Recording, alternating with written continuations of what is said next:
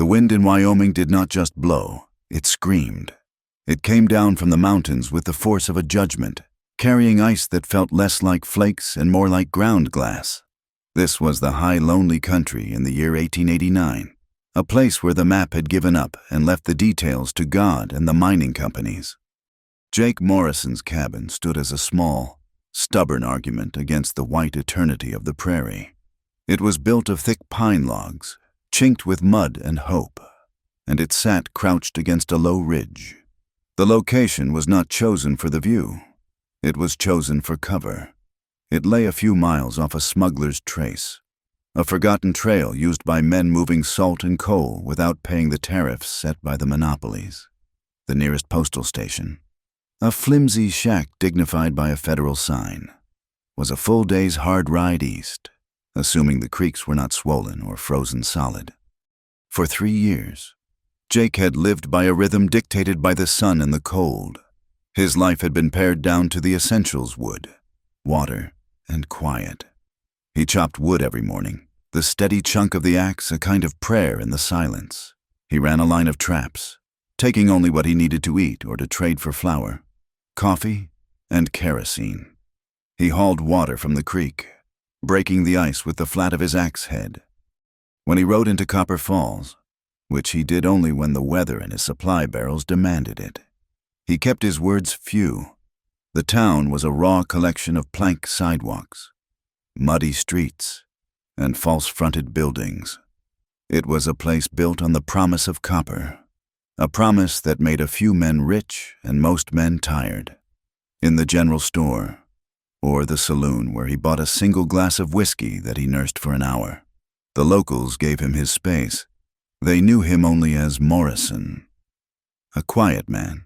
Some, who had seen him haul a stuck freight wagon free of the mud or track a lost child during a summer squall, called him a decent man, a man who kept his word. Jake accepted the title, but it felt like a borrowed coat.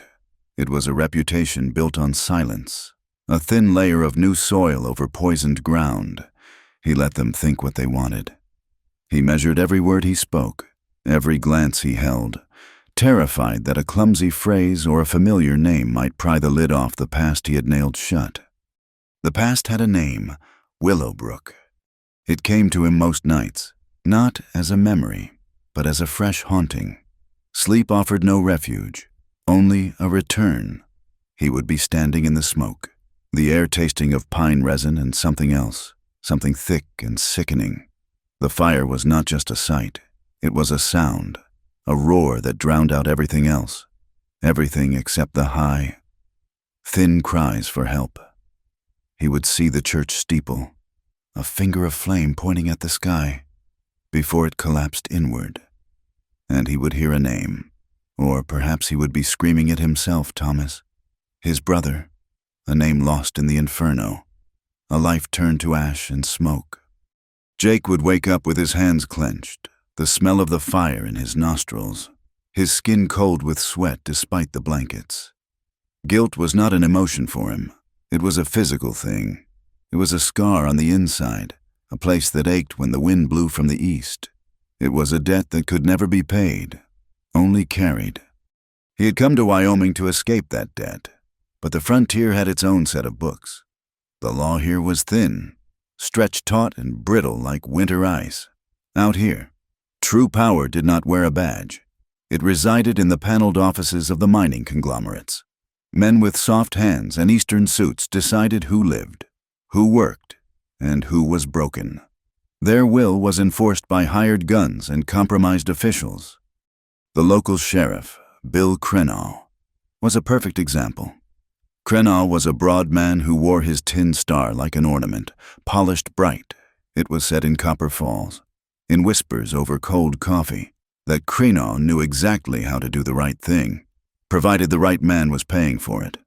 He served the mine, and justice was simply the word he used for the work. Jake knew this ecosystem.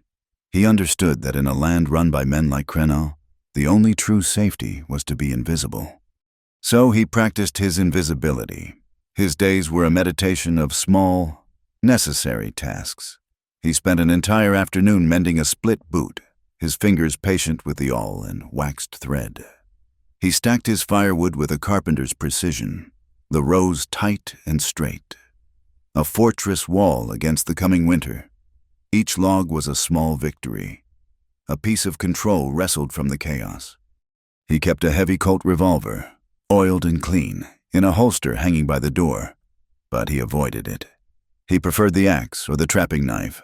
The gun was for trouble, for the past. He checked its load every morning, a ritual of preparedness, but the weight of it in his hand felt like a sin. The last time he had truly relied on the gun. The world had burned. He preferred the quiet violence of the trap, the honest labor of the axe. His life was a study in avoidance. The storm hit just after noon, moving in not as a front, but as a tidal wave. The sky vanished, replaced by a churning wall of white that erased the horizon, the ridge, and the world beyond his door.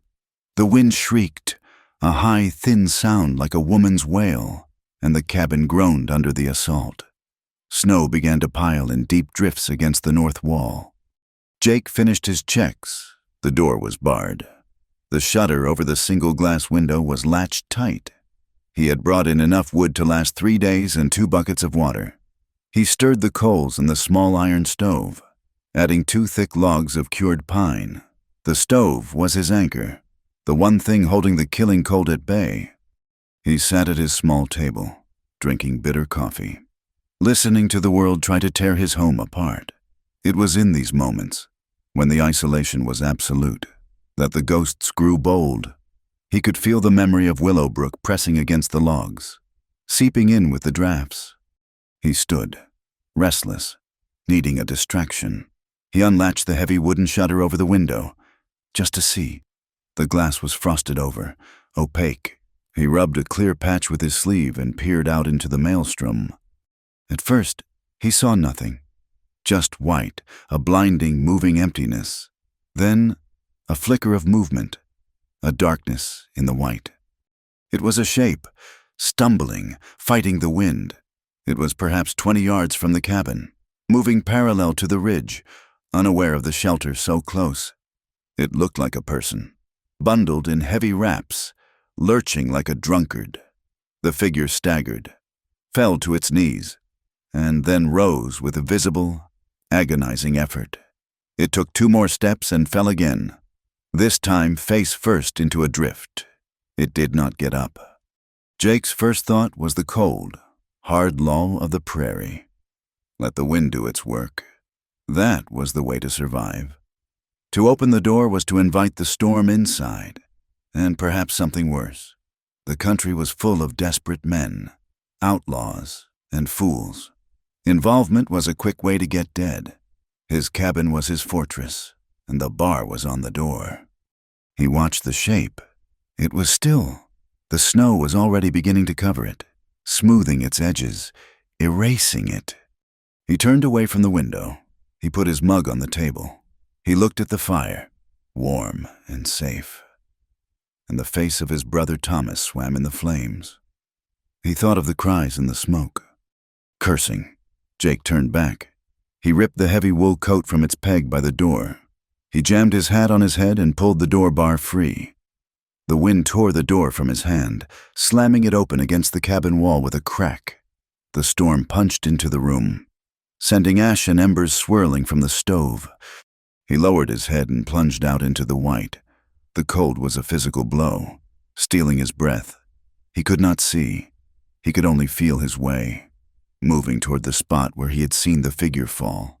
He stumbled into the drift, his hands hitting the bundled shape. It was real.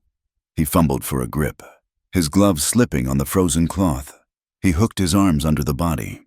It was lighter than he expected, a dead weight. He turned his back to the wind and hauled the stranger up, slinging the body over his shoulder. He fought his way back, 20 yards that felt like a mile. He kicked the door shut and dropped the bar into place, the heavy thud sealing them in. The cabin was a mess, a miniature snowdrift swirling on the floor, the fire sputtering. He ignored it. He carried the stranger to the narrow cot against the far wall and laid the body down gently.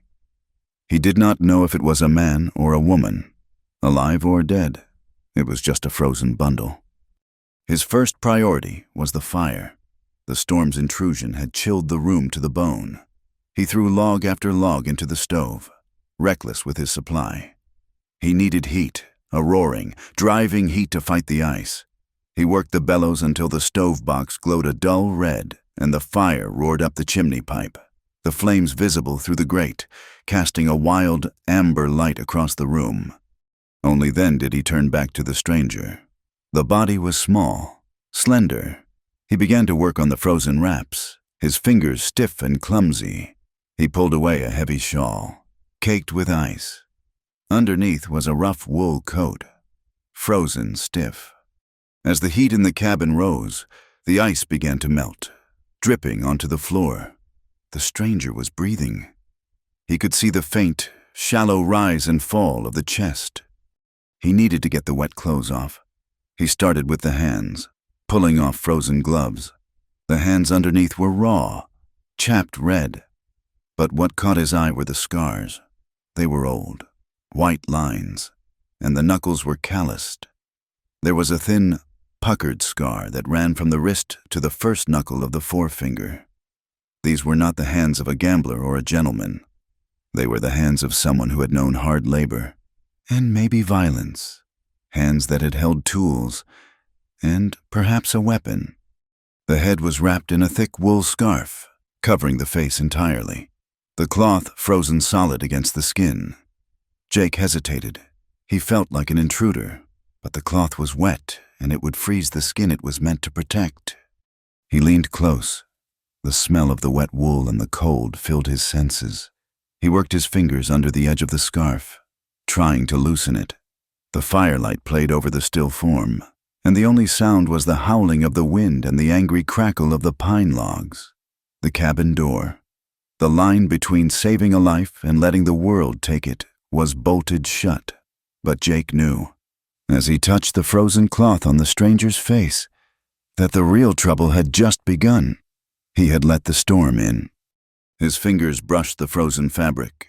It was coarse wool, stiff as a board where the ice had fused the fibers. He hesitated. A lifetime of keeping his distance, of not getting involved, holding his hand steady. It felt like a violation, unmasking this stranger in his own cabin. But the heat from the stove was already doing its work. The cloth, dark with melted snow, was beginning to steam, a faint wisp rising in the amber light. The wet fabric would be a cold press against the skin. Dangerous. He slid his thumb under the edge, breaking the seal of ice. He muttered the words aloud, more to himself than to the unconscious form on his cot. "You will freeze out here." He worked the wrapping loose, his touch as gentle as his calloused hands would allow. The wool was heavy. He unwound it slowly, the stranger's head moving with the motion. The last layer fell away. Jake Morrison stopped breathing. The wind, the fire, the groaning logs of the cabin had all vanished. There was no sound. There was only the face. He knew this face. He knew the high cheekbones, the shape of the jaw, the dark sweep of the eyelashes against the pale skin. He knew them as well as he knew his own reflection. But they were wrong, like a memory seen through troubled water. It was Catherine Henley. He staggered back a step, his hand hitting the table, rattling the coffee mug. It was not possible. Catherine Henley was dead. She had died 15 years ago. In the fire. She had died at Willowbrook. The memory, the one he fought every night, rose up and consumed him.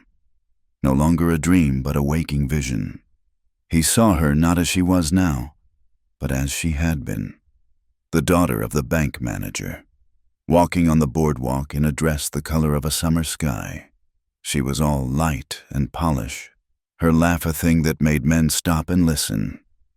And she had been Thomas's girl, his brother. Thomas, who was loud and fearless and good, had been engaged to marry her. Jake saw the church social, the flicker of lanterns, Thomas spinning her in a dance, her face bright with trust. He saw the picnic by the creek, her reading poetry from a small leather book.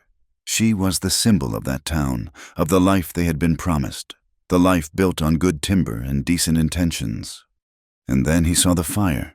He saw the bank, its tall windows reflecting the flames of the burning hotel across the street.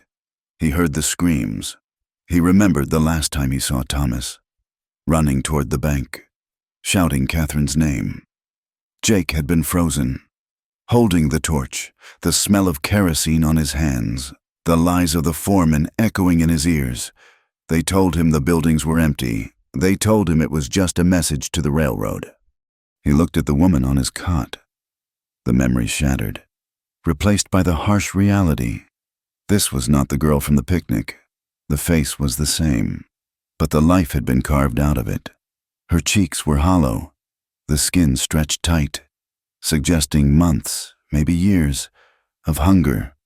There was a small, white scar at her hairline, another faint one on her chin. Her hands, resting on the blanket, were scarred and hard. This was not the woman who held poetry books. This was a woman who had survived something far worse than the fire. A cold dread, deeper than the Wyoming winter, settled in Jake's stomach. He had not just found a stranger. He had found a ghost. He had found the one person who tied him directly to the night that had ruined him. His quiet life, his 3 years of meticulous, empty peace, was over. She was the past. She was the secret. To help her was to pull the pin on the entire, carefully constructed lie of his new life, to turn her away. He looked at her, so still, the ice melting in her dark hair, plastering it to her scalp. He could not. It was Willowbrook all over again. The choice to act or to let the fire burn. He reached out, his hand trembling, and touched her forehead. It was cold, but not the lifeless cold of the storm. It was the cold of exhaustion. As if summoned by his touch, her breathing hitched. It had been shallow, barely visible. Now! She took a deeper, shuddering breath. The warmth of the room, the raging fire in the stove, was pulling her back. A flicker of color, a pale rose, touched her lips. Her eyelids fluttered but did not open. She seemed caught in a place between the cold and the heat. Her lips moved, parting as she tried to speak. Jake leaned closer, an involuntary motion, a need to hear. A sound escaped her, a dry whisper, a single word. Thomas. It struck Jake like a physical blow. He recoiled, his hand dropping to his side, the name, his brother's name, spoken by her, in this place. It was not a memory. It was an accusation.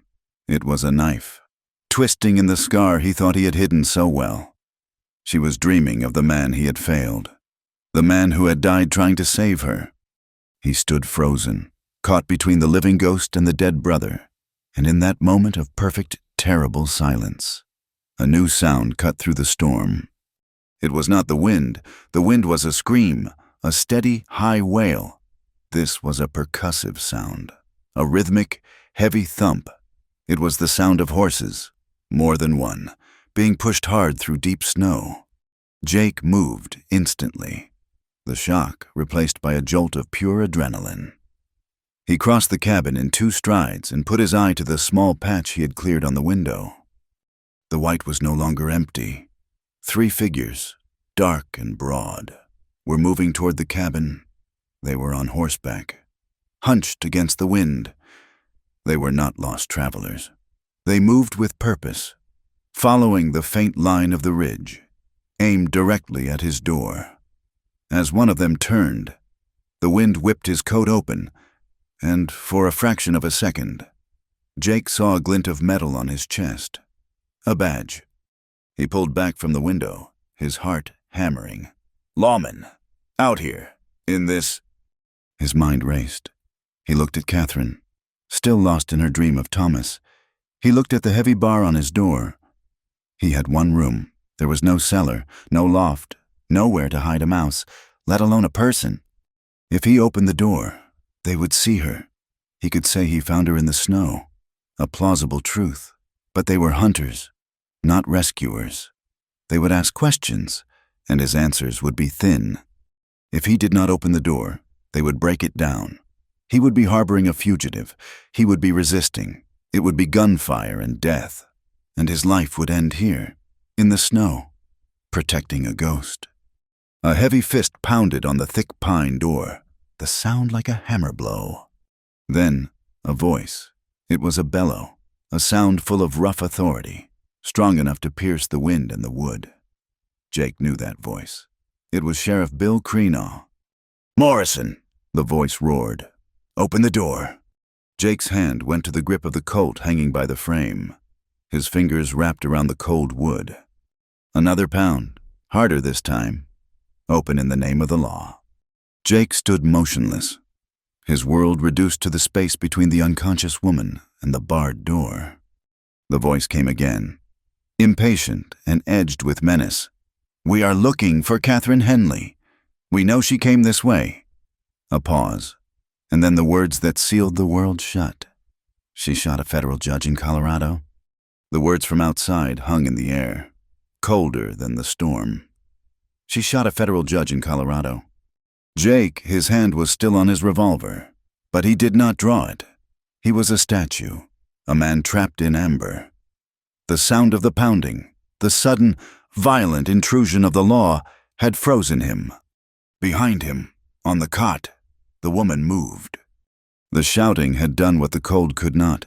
It had pierced her exhaustion. Her eyes snapped open. They were dark, and in the firelight, they looked bottomless. They darted around the small cabin, taking in the rough walls, the glowing stove, and finally, they landed on Jake. There was a moment of profound confusion. Her brows drew together. She saw his face, the beard thick with ice from his rescue, the deep lines around his eyes. Her lips parted, as if to say his name, but no sound came. Then, her eyes widened, not in fear of him, but in recognition. She knew him. Another crash against the door, so hard the whole cabin shook. A pan hanging from a peg clattered to the floor. The voice of Creenaw roared again. "Morrison, open this door." The recognition in her eyes turned to sharp, hunted terror. She knew that voice, too. She looked from Jake to the vibrating door. She looked back at Jake. The confusion was gone. The exhaustion was gone. All that remained was a cold, hard clarity. Her voice was a rasp, a sound like dry leaves skittering on stone. "I killed him." The words were plain, a statement of fact. There was no apology in them. "I shot Judge Harrison." Jake, his world, which had already tilted, now spun completely off its axis. This was not a traveler. This was not just a ghost from Willow Brook. This was the end of his world. The boot hit the door again, a heavy, rhythmic kicking. "Moron. We know you are in there. Do not make this harder. There is a $1,000 reward, $1,000 for the woman, dead or alive." The price of betrayal, $1,000. Enough for a man to disappear forever. Enough to buy a good horse and a piece of land far away from Wyoming. Catherine pushed herself up on one elbow. The movement cost her.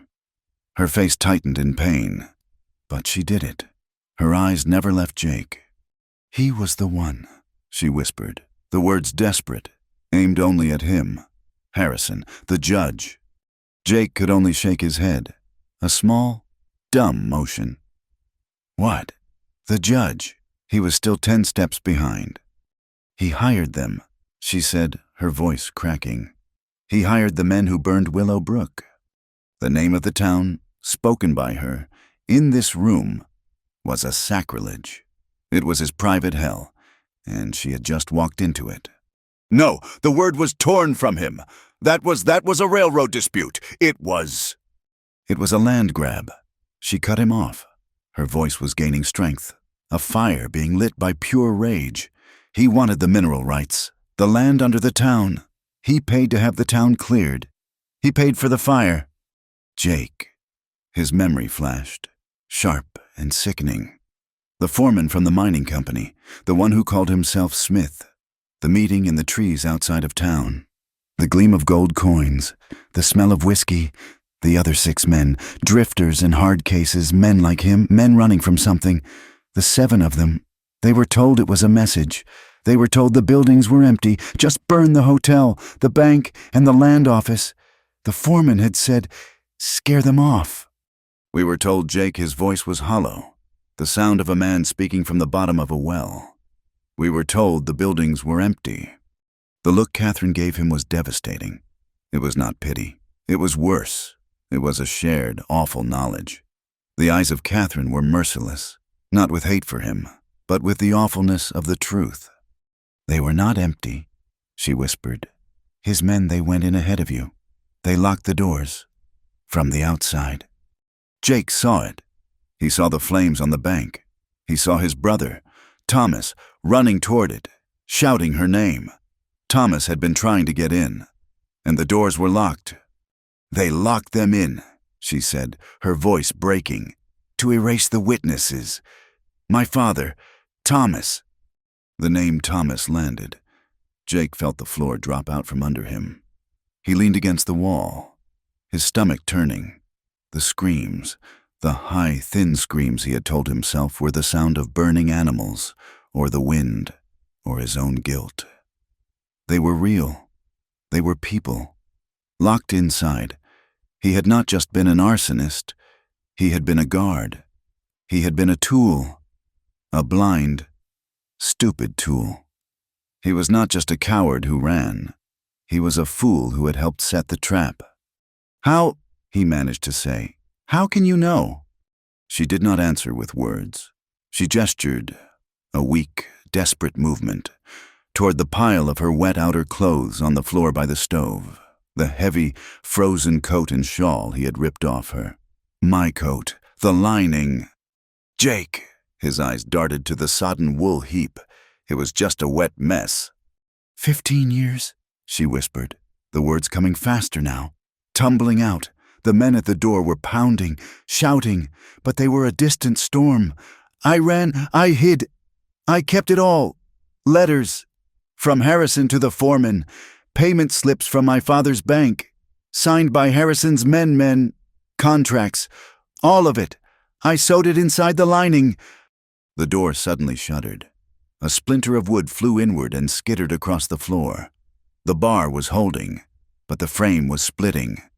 I hated you, Jake, she said, and now tears were running down her face, freezing in the cold drafts. I saw you that night. With them, with the torches. I thought you knew. I hated you for what you did to Thomas. I hated you for standing there. Jake had no answer. He could not defend himself. He had hated himself for 15 years. He had convicted himself of cowardice, of failing his brother. But she was telling him the crime was worse, and his role was more pathetic. He was a murderer by proxy. A pawn. Morrison.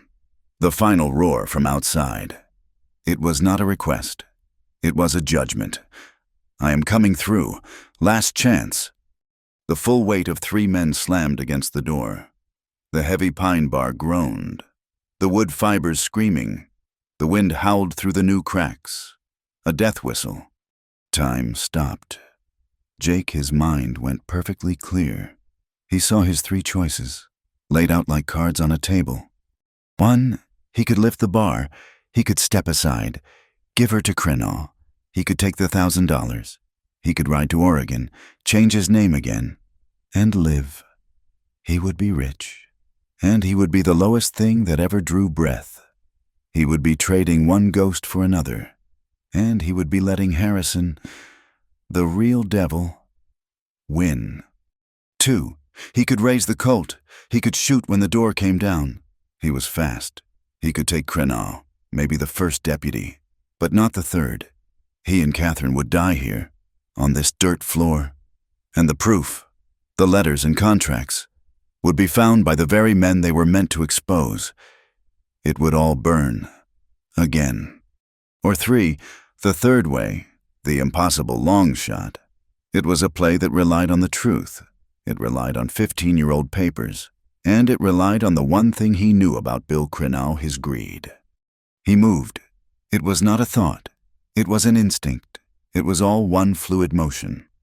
He lunged for the pile of wet clothes. He grabbed the heavy, sodden coat. He spun around and shoved it deep behind the stack of firewood in the wood bin. It was dark there, in the shadows. It was just another piece of wet gear, drying by the fire. He turned back to Catherine. She had pulled herself to a sitting position, her back against the log wall. Her eyes were wide, watching him. She was terrified, but she was waiting for his verdict. He stood between her and the door, a human shield. He looked straight at her. He gave her a single, short, sharp nod. A signal. We play the hand, stay quiet. He saw the flicker of understanding in her eyes, a spark of trust, or maybe just the last hope of a desperate woman. He turned his back on her, a profound act of faith. He faced the splitting door. With his left hand, he slowly, deliberately, reached for the heavy wooden bar. His right hand stayed empty. At his side, he was not drawing his gun. He was preparing to meet the law. He would let the storm inside. Jake lifted the heavy pine bar. He did not have time to pull the door open himself. It burst inward, torn from its leather hinges by the force of 3 men throwing their shoulders against it. The door slammed into the cabin wall, dislodging the empty revolver holster from its peg.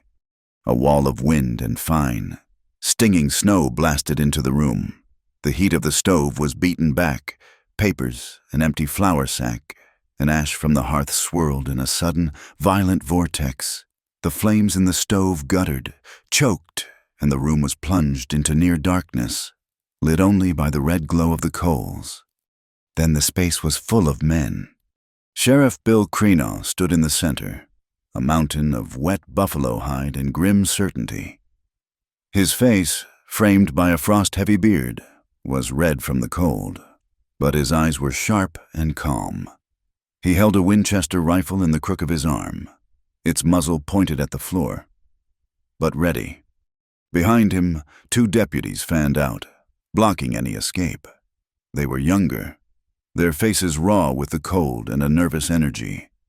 They unholstered their pistols, holding them down at their sides, their eyes wide as they took in the scene, the disheveled cabin.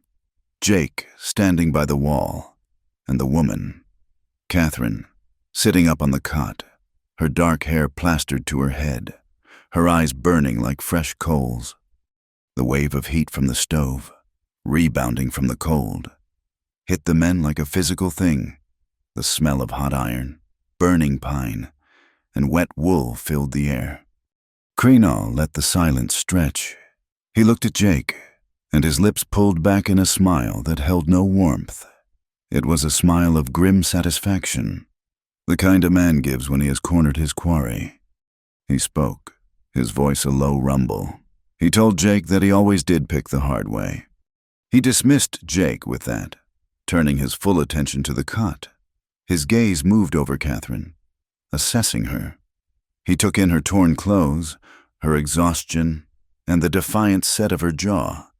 He nodded, as if confirming something to himself. He told her that she was a hard woman to find. He said that shooting a federal judge was a heavy crime, a hanging matter in any territory. He was establishing the facts as he saw them. He was the law, and she was the fugitive.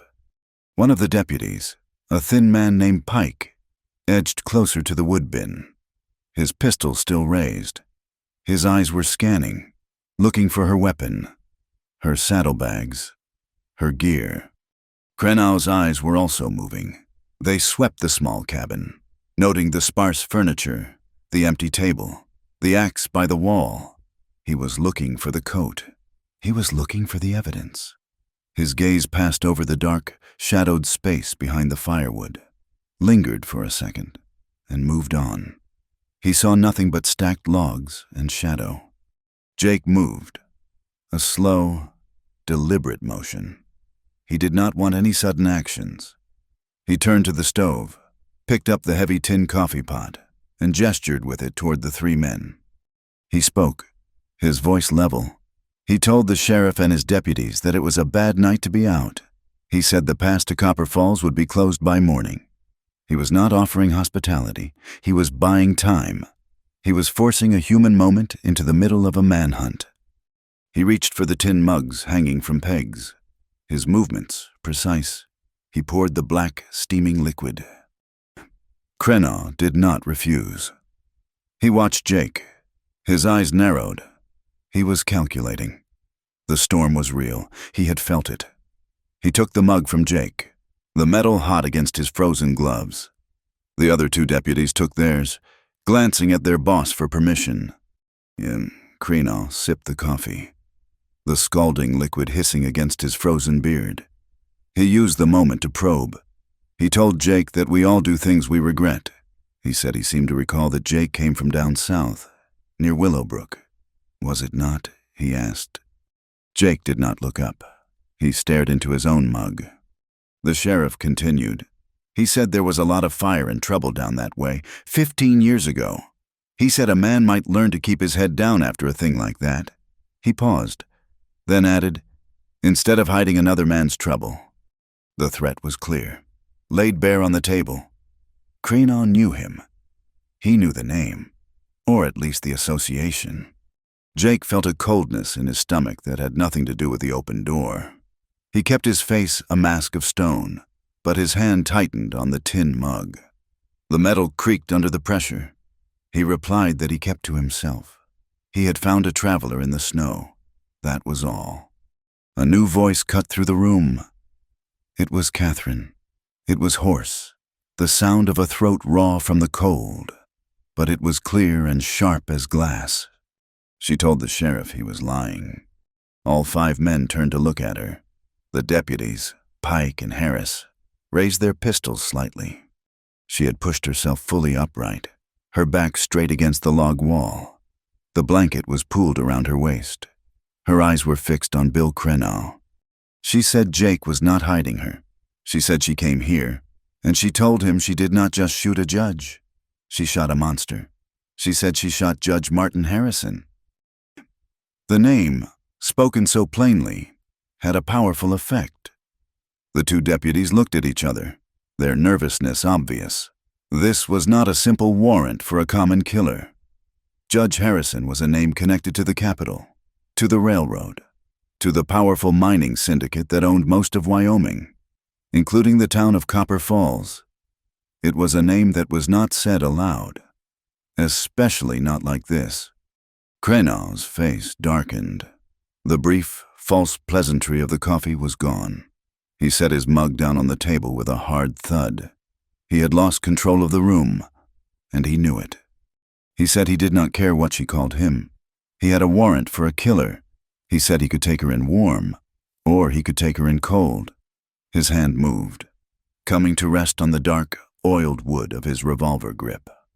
He looked at Jake. He said that as for him, for harboring, he could shoot Jake right there in his cabin and call it resisting arrest. He said the storm would bury the evidence, and it would be his word against a dead man's. It was not the law speaking. It was the voice of the man who did what his masters paid him to do. It was the voice of the mining company. Jake felt the air tighten. He took a half step to his left, positioning himself more directly between Krenaugh and the cot. It was a small move, but it was an answer. Krenaugh saw it. He sneered. He told Jake he was a fool. This was not his fight. It was Catherine who answered. She laughed. It was a shocking sound in the small, tense room. A dry, cold, brittle laugh. She told the sheriff he was right. It was not the fight of Jake. It was his, and he was losing. Krenaugh stared at her, his face flushing with anger. He demanded to know what she said. Catherine leaned forward. The exhaustion was gone, burned away by a feverish, desperate intensity. Her eyes were bright, almost manic. She asked him if he thought she was stupid. She asked if he thought she would run for 15 years, carrying the only proof, only to die in a trapper's cabin. The room was completely silent. Save for the shriek of the wind outside, the deputies were frozen, watching. She told him she had sent copies, 3 sets. She said one set was sent to the governor of Colorado, another was sent to the federal marshal's office in Denver. She paused, letting the weight of her words sink in. Then she delivered the final blow. And one set, Sheriff, she said, was sent to the editor of the Rocky Mountain News. She told him they were all instructed. They were to open those packets if she did not arrive in Denver, alive and free, by the end of this week. She smiled then, a small, terrible smile. The clock was ticking. Sheriff, she said, the mail was already on its way. Jake watched Crainaw. He saw the calculation in the sheriff's eyes. He saw the anger war with a new, sudden fear. Crainaw was a man on a leash, and his leash was held by the mining company. He understood, as Jake did, the implications. If he killed Catherine now, he would make her a martyr. He would confirm her story. The packets would be opened. The newspapers would print it. A federal judge, a mining syndicate, a 15-year-old massacre. The scandal would be enormous. It would bring in federal marshals who were not on the payroll. It would ruin the men who paid the salary of Crainaw. To kill her now would be suicide. But he could not let her go. He was trapped. The deputy named Pike lowered his gun. He looked at his boss, his face pale.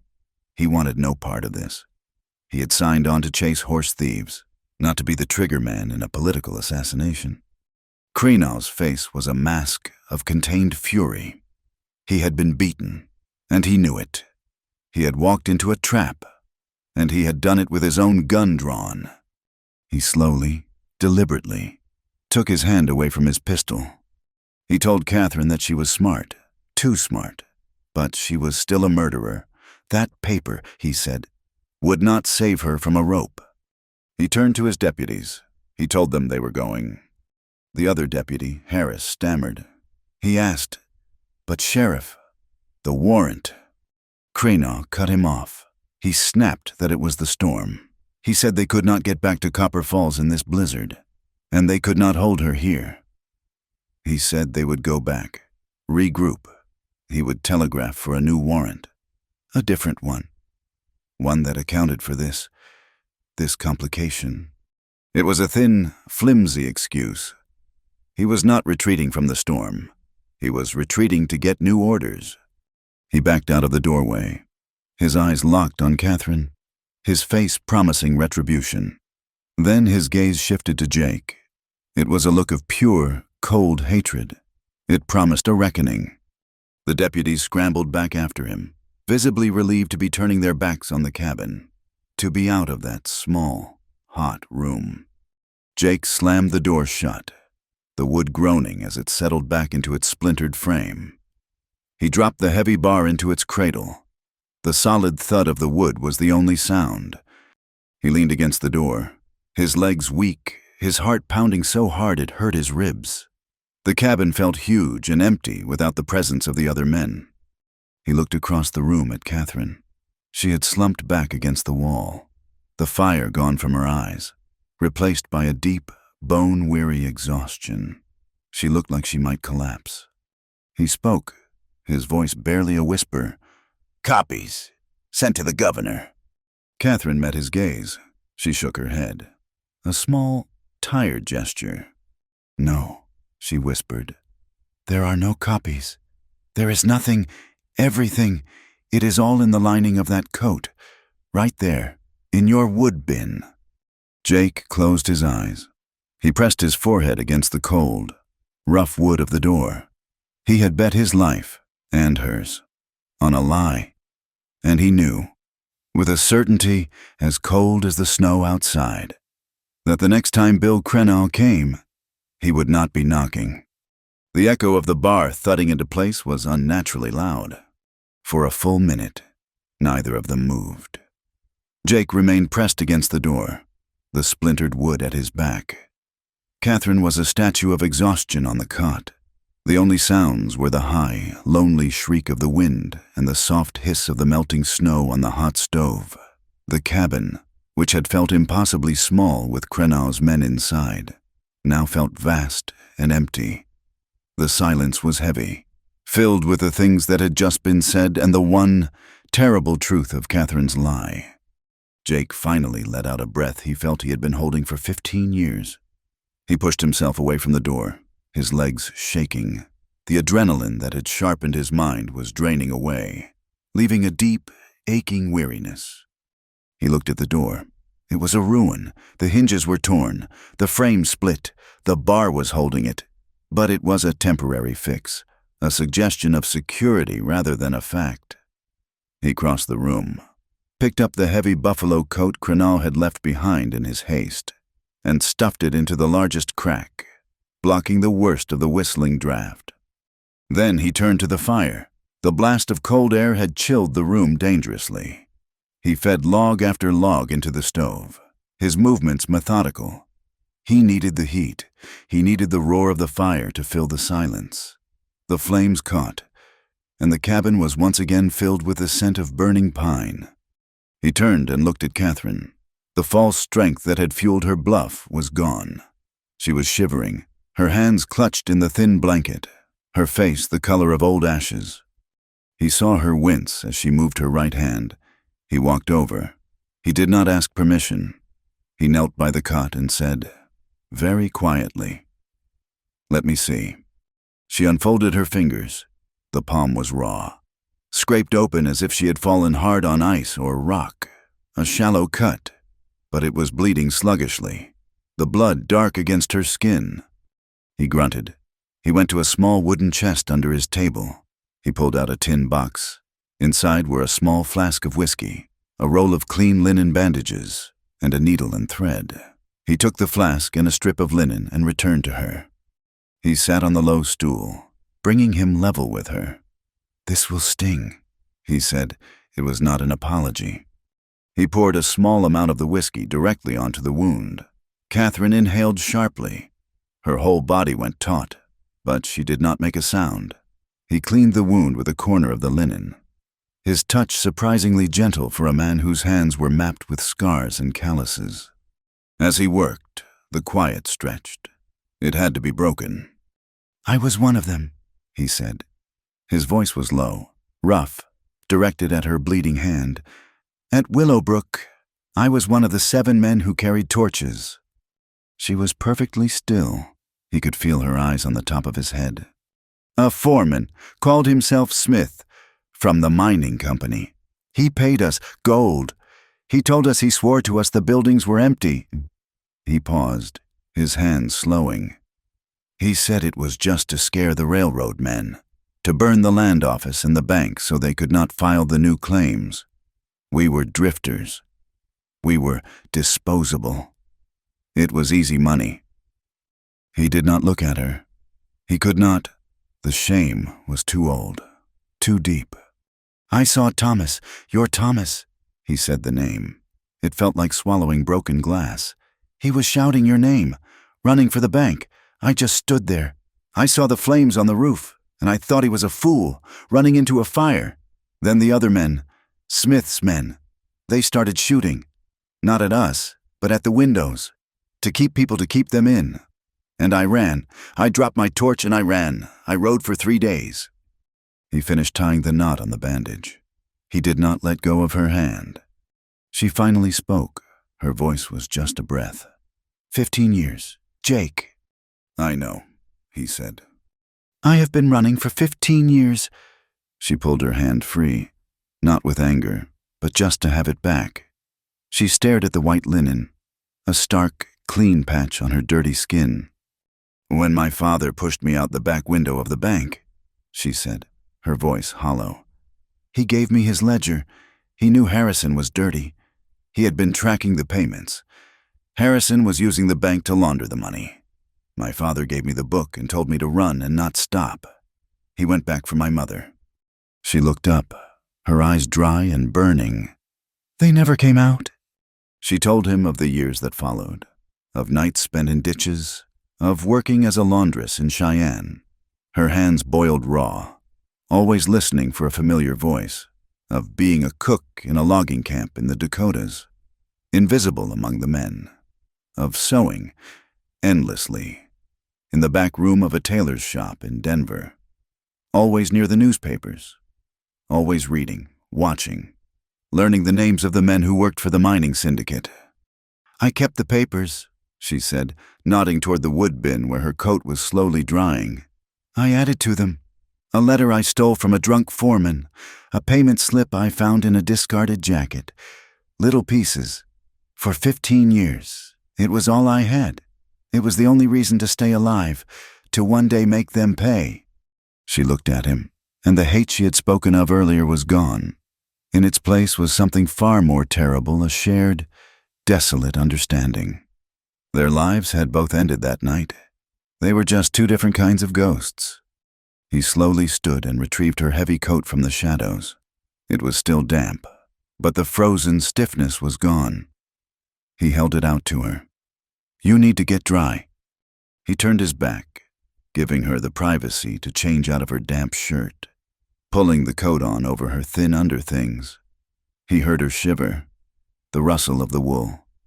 When he turned back, she was wrapped in the coat, huddled near the stove. The blanket was around her shoulders. She looked impossibly small, swallowed by the layers. He took his own heavy blanket from his cot and unfolded it. He walked over and draped it over her, on top of the other one. His hands brushed her shoulders. It was not a caress. It was a practical gesture. It was a sharing of warmth. They stood in silence, the air thick with their confessions, the proximity, the shared danger, the intimacy of their revealed scars. It was all there in the small space. There was nothing between them but the truth, and it was a terrible, binding thing. He saw her gaze fix on his chest, where his flannel shirt, soaked from the rescue, had fallen open. A puckered white scar, the size of a man's hand, crossed his collarbone. She reached out, her fingers hesitant, and lightly traced the edge of the scar. The touch was electric, a jolt of life in the deadened room. He did not move. He barely breathed. "The fire," she whispered. He nodded, his voice thick. "A falling rafter, when I was running." "It seems," she said, her fingers still resting on his skin, "that everyone from that night bears the mark of the fire, inside or out." Her hand dropped, the small, fragile boundary, the space between them, had been crossed and reset. He stepped back, turning toward the table, needing to put distance between them, needing to think. "Crenal," he said, the name breaking the spell. "He will be back.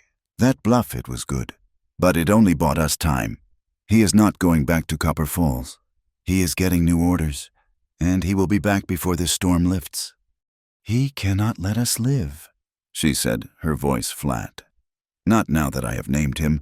He will come back to get the original papers and to bury the witnesses."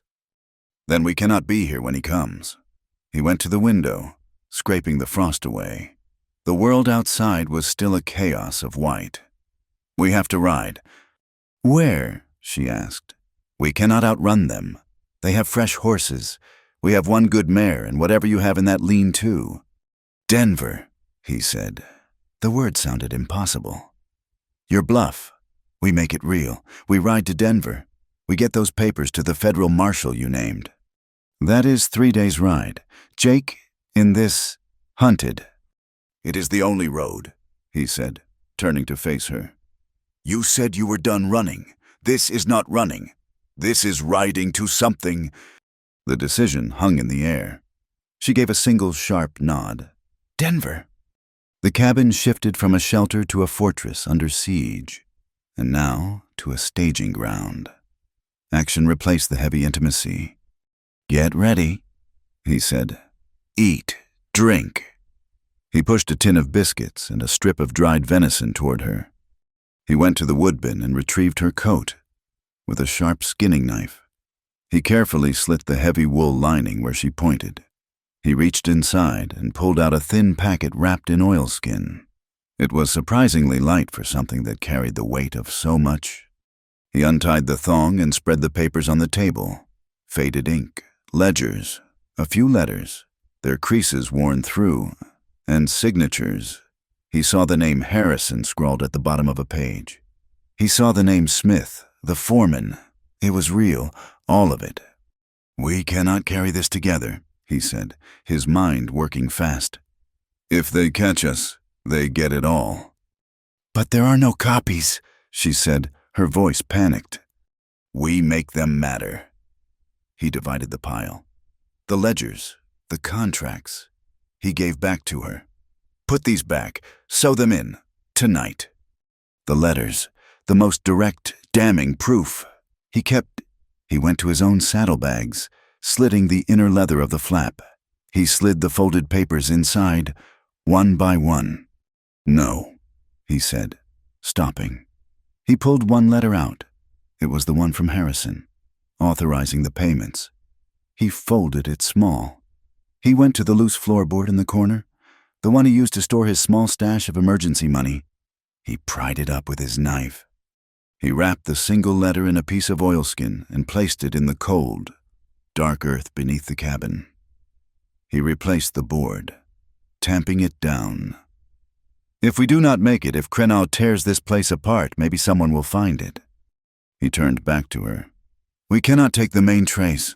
The company owns the toll station at the Sweetwater Bridge. They will have men there already." "How, then?" "The old high pass, the Ute Trail. It is longer, harder, but it is empty, or it used to be." As he spoke, he moved to the window. The snow was letting up. The wind was still high, but the visibility was improving. Dawn was a faint, gray smear in the east. And then he saw it. High above the ridge, dark against the graying sky. A hawk was circling. It was not hunting. It was holding a pattern, a slow, patient orbit. Jake's blood went cold. It was a signal, a spotter. "He is already there," Jake said, his voice flat. "He did not go for new orders. He just pulled back. He has men on the ridge, waiting for us to break cover." The cabin was a trap. They were pinned. Catherine came to stand beside him, her sewing needle and thread in her hand, the coat half mended. She saw the hawk. She understood. They were standing by the stove, the last of the warmth, the dying fire, the coming, cold light. They were about to ride out, not into an empty wilderness, but into the sights of a rifle. He turned from the window and went to the wall. He took down the spare revolver, a heavy Colt. He checked its load. He handed it to her. "But first." "You said you shot a judge," he said. "I did," she said, her voice steady. She took the gun. It did not look strange in her scarred hand. She looked at him, the man she had hated for 15 years, the man who had pulled her from the snow, the man who was now standing between her and a firing squad. She did not plan it. She took a step forward, into the small space he occupied. She pressed her forehead against his chest, against the rough flannel. She closed her eyes. Just for 1 second. She needed to feel something solid, something that was not the wind, or the cold, or the past. Jake froze. He could smell the cold air in her hair, the faint scent of wood smoke. He was all angles and rough edges, and she was fitting herself against him as if she belonged there. His hands, which had been hanging useless at his sides, came up. He hesitated, then rested one, gently, on the back of her head. It was a gesture of comfort, of protection. She tilted her head back. Her eyes were dark, full of fear and a terrible resolve. He leaned down. It was not a kiss of love. It was not even one of passion. It was a kiss of necessity. It was a desperate, human act. It tasted of chapped lips, bitter coffee, smoke, and fear. It was a promise, sealed in the last quiet moment they might ever have. "We are alive. We will do this." It lasted only a moment. They broke apart. They did not speak of it. "We go now," Jake said, his voice hoarse.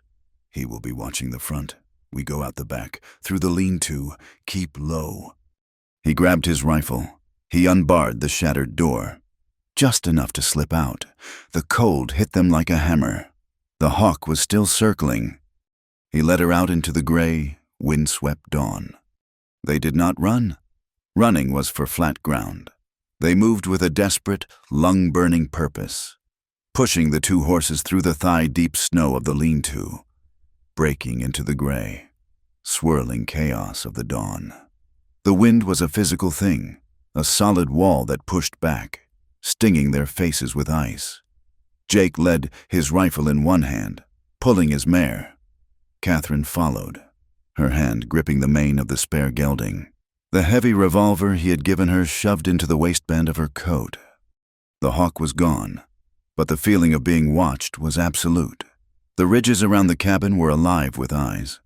He knew Krenau had not left. He'd simply pulled his men back, turning the cabin from a target into a trap.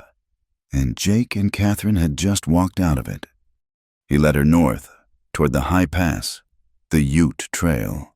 It was a path that only existed in summer, a thin ribbon of game tracks in memory.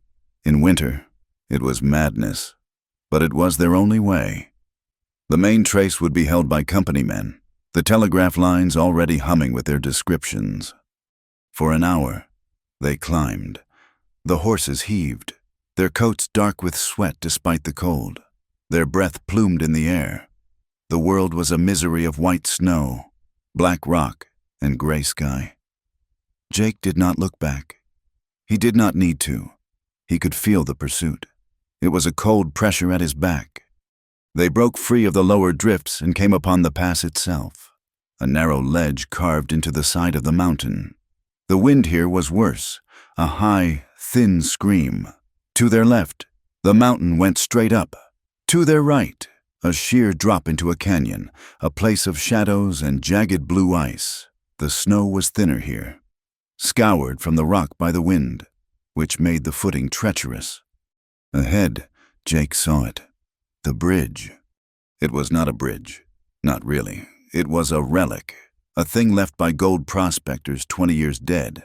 It spanned a 30-foot chasm, a deep crack in the earth where a frozen waterfall was suspended in time. The bridge was just 3 thick pine logs, weathered to silver, with loose wooden slats laid across them. It had no rails. It sagged in the middle. Jake pulled his mare to a halt. He could feel Catherine stop behind him. There was no other way. The pass ended at this chasm and began again on the other side. He looked back. They were there. 3 riders, moving fast, dark shapes against the snow. They were not wearing the uniform of the law. These were company men, hard cases in buffalo coats and fur hats. They were still 500 yards back, but they were closing the distance. Jake turned. He told Catherine they had to cross. He said he would go first. He told her to follow, not to look down, and to keep the horse moving. He dismounted. He took his mare by the bridle. He set one boot on the first slat. The wood groaned under his weight. Protesting the cold, he moved, step by careful step. The wind tried to push him, to pluck him from the narrow walkway. The mare balked, her eyes rolling, smelling the empty air below. He spoke to her, a low, firm command, and pulled. She followed, her iron shoes skittering on the icy wood. He made it to the other side. He turned, waving her on. Catherine started across. She was leading the gelding, her eyes fixed on Jake, her face a pale, determined mask. A sound, sharper than the wind, cracked through the air. A rifle shot. It was not aimed at her. A chunk of ice and rock exploded from the cliff face, 10 feet above her head. A warning. She froze, midway across the bridge. Jake looked back at the pursuers. They had stopped at the head of the bridge. One of them, a broad man with a thick red beard, raised his rifle. He shouted, his voice torn by the wind. He told Morrison to leave the woman and ride on. He said the company had no quarrel with him. It was just the woman they wanted. Catherine had her revolver out. Her hand was steady. Another man, beside the leader, was fumbling with something, a signal lamp. He was trying to light it, to signal someone further up the pass, or perhaps back down the valley. Jake saw the entire chessboard. The men, the bad bridge, the signal lamp. He shouted at Catherine. He told her to get across. Now. She did not need to be told twice. She lunged forward, pulling the gelding with her. The horse panicked, its hooves punching through a rotten slat, and for a terrible second it floundered. But she held its head, pulling it onward. At the same time, two things happened. Catherine, seeing the man with the lamp finally strike a match, raised her own pistol. She fired. The small gun snapped. A sharp, clean sound. The man with the lamp cried out, and the lamp shattered. A brief flare of fire and glass, before it tumbled into the chasm. The high pass was plunged back into gray. Uncertain light, darkness, even the gray light of dawn, was their ally. Jake had already dropped to one knee. He was not aiming at the man. He was not aiming at the leader. He was aiming at the bridge itself. He saw the main iron pin on the far side, the one that held the 3 support logs in their rock cradle. It was a target the size of a man's fist. He fired his Winchester. The rifle bucked against his shoulder. The sound was immense, echoing down the canyon. The bullet struck the iron pin. It did not break it, but it drove it half out of its frozen socket. The men on the other side shouted in alarm. Jake fired again. A second, identical shot. This time, the pin ripped free. The bridge did not collapse. It died. The 3 heavy logs tore free from the rock on the far side. With a sound of screaming, tortured wood, the entire structure dropped, slumping into the chasm. It did not fall all the way, but hung at a steep, impossible angle, a broken ramp leading to nowhere, its far end dangling free. The pursuers hauled their horses back, rearing and screaming at the sudden void. They were stopped. They were cut off. Jake grabbed his mare, shoving Catherine toward the cover of the pines that began just past the bridgehead. A final, angry shot rang out from the far side. It was not aimed. It was a shot of pure fury. Jake felt a white-hot poker slice across his left shoulder. The force of it spun him. He stumbled, falling to one knee, his rifle clattering on the stone. He told her he was hit. Catherine grabbed his arm, pulling him up. He told her it was not bad. He snatched up his rifle. They did not wait. They plunged into the cover of the pine forest, leaving the shouting, furious men behind, trapped on the wrong side of a broken world. They ran for another 10 minutes, pushing through the thick, low branches of the snow-heavy trees, until the shouts were gone, lost to the wind. Jake finally leaned against a massive pine, his breath coming in ragged gasps. The snow around his feet was stained. A small, dark pool was forming. Catherine dropped the gelding's reins. She tore at his heavy coat. She pulled the thick wool and flannel shirt aside. It was a graze, just as he had thought, but it was deep. The bullet had torn a 4-inch furrow across the muscle of his shoulder, missing the bone, but it was bleeding heavily. The blood was dark and steaming in the cold. She looked at him, her face pale. She told him he was bleeding too much. He shook his head. He was already scanning their back trail, his rifle resting in the crook of his good arm. He told her it would keep. She ignored him. She took out the small knife from her boot. She ripped a long, clean strip from the hem of her wool petticoat. She unhooked his flask from his belt. It was still half full of whiskey. She told him this would sting, just as he had told her. She poured the liquor into the wound. Jake, his entire body tensed. A low grunt was forced from his lips, but he did not pull away. He watched the trees, his jaw set. She bound the wound tightly, the linen strip a stark white against his bloody shirt. She used the last of it, knotting it with a fierce, practical strength. Her hands, he noticed, were not shaking. They were safe, but they were trapped. The pursuers would find a way around. It might take them hours, but they would. Jake looked around. He knew this land. He told her they could not stay on the pass. They had to lose them. He knew a way. He pointed down, into a steep, timber-filled gully. He said it was an old creek bed, a shortcut used by gold diggers. It would be hard on the horses, but it would hide their trail. They started the descent.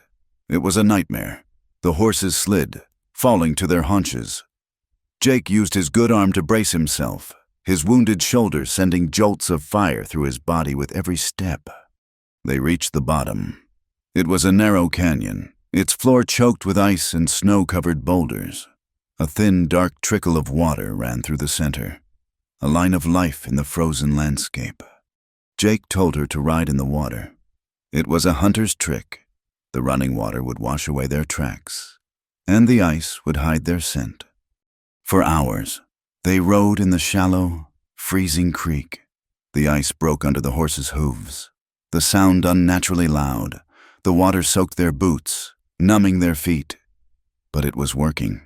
They were moving, and they were leaving no trace.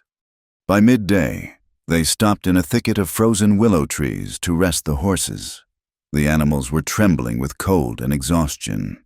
Jake and Catherine dismounted, their legs so numb they could barely stand. Jake slid down the trunk of a tree, the pain in his shoulder a dull, heavy throb. The world was silent, just the sound of the wind in the high branches and the dripping of the water. He looked at Catherine. She was checking the horses, her face blue with cold, her scarred hands rubbing the muzzles of the animals.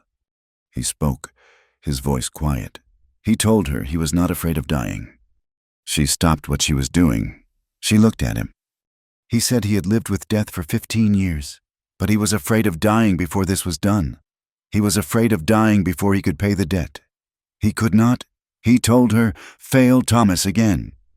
Catherine walked over to him. She stood looking down at him, the man she had hated, the man who had been a ghost in her memory, a symbol of the betrayal. Now, she saw him clearly. A man, as broken by the past as she was. He was not just running from his guilt. He was running toward a chance to fix it. She knelt in the snow beside him. She did not say that he was forgiven. She did not say it would be all right. She reached out and took his gloved hand. She squeezed it. Her grip was strong as his. She told him they still had work to do. The word, we hung in the frozen air. It was a new sound. It was a bond, forged in the creek water and the blood. They rested for another 10 minutes. As they were preparing to mount, Catherine saw something in the snow, snagged on a willow branch. It was a leather pouch, a dispatch envelope. It must have been dropped by one of the pursuers earlier, perhaps when they were riding hard to the bridge. She picked it up. It was heavy. Oiled leather. On the front, embossed in the leather, was the seal of the Copper Mountain Mining Company. Her hands fumbled with the clasp. Inside was a single folded paper. It was an order, written in a clear, sharp hand. It authorized the payment of $500 to a man named Hobbs, the man with the red beard, for the capture or elimination of Catherine Henley. It described her as a corporate fugitive. At the bottom was the signature. It was not Judge Harrison. Harrison was dead. The signature read Arthur Cole, Financial Comptroller, Copper Mountain Mining. Catherine showed the paper to Jake. He read it. They stared at each other. They both understood. They had killed the man, the judge, but the system, the company, the real monster, was still alive. It had not even missed a step. It had simply promoted a new man, signed a new paper, and sent new killers. Jake got to his feet. He pulled himself into the saddle, his arms screaming in protest. He pointed south, down the creek bed. He said they had to keep moving. They rode for the rest of the day. The creek turned into a gully. The gully into a high, wind-swept plateau. The storm had passed, leaving a world of blinding white and blue shadows. Just as the sun was setting, turning the snow to a deep, bloody pink, they reached the summit of the pass, and they saw it. Far below them, 100 miles south, was a flat, dark plain, and in the middle of it, a smudge of smoke, a collection of distant, tiny lights. It was Denver. It was not a promised land. It was not a sanctuary. It was a faint smear on the horizon. But it was a place with marshals. It was a place with newspapers. Jake looked at it. Catherine looked at it. It was the only place in the world where the truth might be heard. And it was the most dangerous place they could possibly go. They rode into Denver 2 days later, not as saviors, but as wreckage. The city was a shock. A sudden noise after the profound silence of the mountains. It smelled of coal smoke, manure, and frying food. The streets were choked with wagons, men in dark suits, and women carrying parasols. After the clean, killing white of the high country, the mud and grit of civilization felt suffocating. They were ghosts at a feast. Their clothes were torn and stiff with dried blood and mud. Jake, his shoulder, was a constant, throbbing fire, and his face was gaunt, covered in a 2-day growth of beard. Catherine looked worse. She was hollow-eyed, her face smudged with soot, but she rode with a straight back. Her gaze fixed forward, a terrible, brittle resolve holding her together. They had sold the gelding for food and a new coat for Catherine, a plain brown wool thing that did not have 15 years of secrets sewn into its lining. The original coat, the one with the real proof, was wrapped tightly in an oilskin and secured in her saddlebag. They did not go to a hotel. They did not stop for food. They found the Federal Building, a proud, new structure of red brick that claimed to be the center of law for the entire territory. Federal Marshal Patrick Dwyer's office was on the 2nd floor.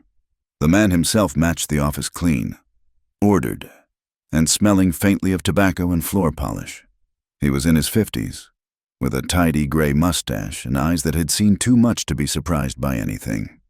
He looked at the 2 ruined people standing in front of his desk, took in the rifle in Jake's good hand, the blood stain on his shoulder, and the sheer feral exhaustion radiating from both of them. He sighed, a small, bureaucratic sound. He asked them what the trouble was. "I am Catherine Henley," she said, her voice a dry rasp. "And I am here to report the murder of Judge Martin Harrison and the burning of a town called Willowbrook." Dwyer's face did not change, but a stillness came over him. He knew the name Harrison. He told them to sit. They did not. "I need your word, Marshal," Catherine said, "that what I give you will be sealed, that it will be entered into federal record, that it will not be lost." Dwyer looked at her, his gaze assessing. He said he was an officer of the court.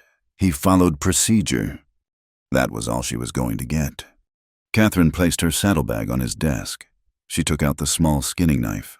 For the 2nd time, she slit the heavy wool lining of her old coat. She reached inside and pulled out the oilskin packet. She unwrapped it. The papers were old, the creases fragile. She laid them on his pristine desk blotter. The ledgers, the contracts, the letters. "Dwyer, may I?" he asked. She nodded. He spent 10 minutes reading. The only sound in the office was the rustle of dry paper and the ticking of a large clock on the wall. Jake stood by the door, his hand on his revolver, watching the street below. He did not trust this room. He did not trust this man. He did not trust anything that was not the cold and the wind. Dwyer finished. He leaned back in his chair. He looked at Jake, then at Catherine. He told them he believed them. The words were so simple, Jake almost did not understand them. Dwyer continued, his voice low. He said he had suspected Harrison for years. He was too rich, too powerful, and he answered to no one but the mining company. But this, he said, tapping the papers, this was proof. He explained what would happen. He would take the evidence. He would seal it. He would issue her a receipt. He would then have to petition a federal grand jury. He would have to open an investigation. He would need to find witnesses, people who could corroborate the handwriting, the payments. He would, he said, looking at Jake, need a witness to the fire itself. He told them, his voice hard, that this would take time.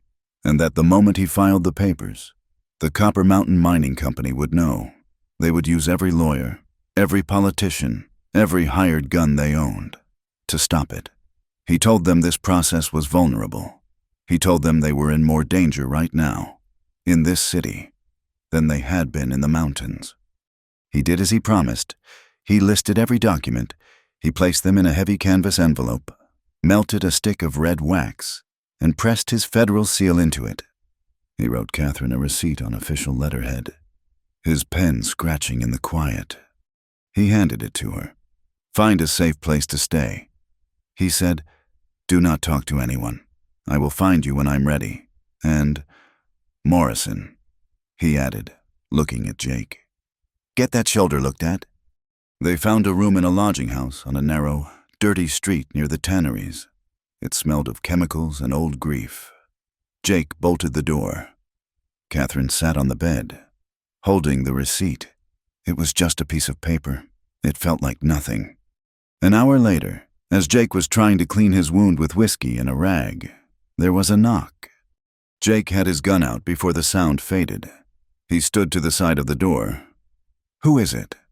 "Marshal Dwyer sent me," a young voice said. "It is urgent." Jake opened the door a crack. A young deputy, barely 20, stood there, pale and out of breath. He told them Marshal Dwyer had sent him. He said that Sheriff Bill Creno had just arrived at the station by train, accompanied by 2 men.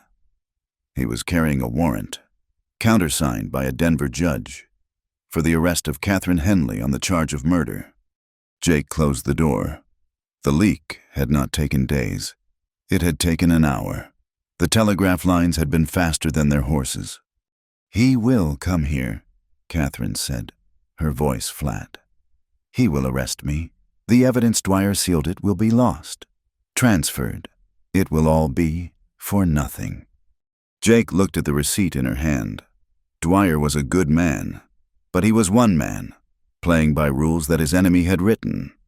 "Your bluff." Jake said, "The newspapers." "It was a lie," she said, her voice hopeless. "No," Jake said. He went to his own saddlebag, the one he had protected, the one with his own secrets. He slit the leather lining, just as she had done. He pulled out the second, smaller packet of papers, the letters from Harrison, the ones he had divided in the cabin. "You lied about the copies," he said. "But I did not." They left the lodging house by the back alley. The Rocky Mountain News Building was a hive of activity. The air thrummed with the mechanical rhythm of the presses in the basement. The main office was a cloud of cigar smoke, smelling of lead, ink, and nervous energy. Men in shirt sleeves and ink-stained vests shouted at each other, and small boys ran copy from desk to desk. They found the editor, Elias Thorne. He was a thin bird-like man with a green eyeshade and a temper. He had no time for them. He was on a deadline. "We have proof," Catherine said, her voice cutting through the noise, "that Judge Harrison was murdered on the orders of the Copper Mountain Mining Company, and that he was responsible for the Willowbrook fire." The office went quiet. Thorne looked up from his desk, his expression of pure, cynical disbelief. He told her he heard stories like that every day. Catherine emptied the papers from Jake's saddlebag onto his desk. "Read them." Thorne read. Like Dwyer, he grew still. He picked up one of the letters signed by Harrison. He went to a large cabinet and pulled out a bound volume of old newspapers. He found a public notice, signed by Harrison. He laid them side by side. He compared the signatures. "It is a match," he whispered. He looked at them, his journalistic hunger warring with his fear. This was the story of a lifetime. It could also get him killed. "I need more," he said. "This is paper. I need a person. I need to be able to verify this. Someone else from Willowbrook. Someone who knew Harrison. Someone who knew your father." "They are all dead," Catherine said. "No," Jake said, his voice rough. He had been silent, but he had been thinking. "The bank, your father's bank. There was a clerk, a young man. Always wore spectacles. Thomas used to joke with him. "Adam," Catherine whispered. "Adam Sterling. He was not there that night. He was visiting family in Sterling." Thorne grabbed a city directory. He ran his finger down a page. Sterling, a bookkeeper, Larimer Street. Thorne told them to stay put. He dispatched a reporter. He told them he was going to verify, but he looked convinced. It was almost dark when they left. The streets were lit by gas lamps, casting long, wavering shadows. They were exhausted, but for the first time, there was a sliver of hope. The press was a different kind of weapon. They were 2 blocks from their lodging house when Jake saw them. 2 men standing in the mouth of an alley. They were not dressed like city men. They wore dusters, their hats pulled low. One of them, he recognized. It was Pike, the deputy from his cabin, but he was not wearing a badge. Jake grabbed Catherine's arm. "Not that way." He spun her around and pulled her into a narrow gap between 2 buildings. It was a shortcut, one he had seen earlier. It led to the rail yards. "Jake, what is it?" "Crenow," he said. "He is not using the law. Not this time." They heard the pound of boots behind them. A voice shouted, "There they are!" They burst out of the alley and into the vast, dark expanse of the rail yard. It was a maze of sleeping freight cars, stacks of ties, and plumes of steam. They ran, ducking under couplings, scrambling over tracks. They came around a long cattle car and ran straight into him. Sheriff Bill Crenow. He was not wearing his badge either. He just stood there, a heavy pistol in his hand, a look of grim satisfaction on his face. Pike and the other deputy, Harris, flanked him. "This is the end of the road, Catherine," Crenow said. His voice was calm. "You made us run a long way, but the company pays well." He raised his pistol. "Crenow," a new voice, sharp, official. Marshal Dwyer stepped out from behind a water tower, 2 of his own deputies beside him, their shotguns leveled. He had been following them. He had known Crenow would not play by the rules. Crenow's eyes darted between Dwyer and Jake. He was trapped, but he still had the warrant. "This is my prisoner, Marshal," Crenow snarled, holding up the paper. "She is wanted for murder." "Then arrest her," Dwyer said. "Do it by the book."